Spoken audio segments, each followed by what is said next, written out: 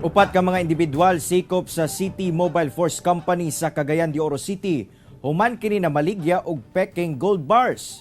Ang detalye sa report ni James Paulo Yap.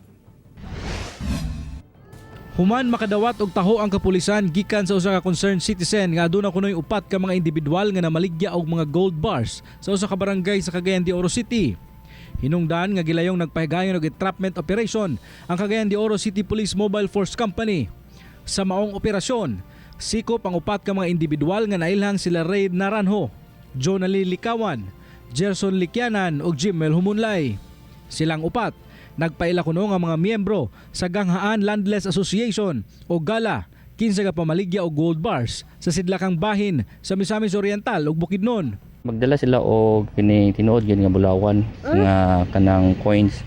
So ilang ipakita, ilang kiskisan. So diya dayon mainganyo ang mamalitay nga pagbaligya sa bulawan barato ra pod.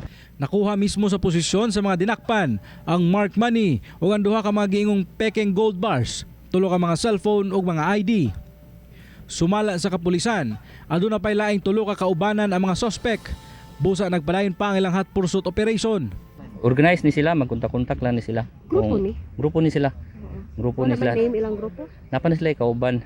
So amo pang ETI karon sa opisina kung kinsa to sila para pong ma-appeal po namo og kaso pod sila. Mag-atubang og kasong paglapas sa Presidential Decree 1689 o ang syndicated estafa on alleged fake gold bars ang mga dinakpan.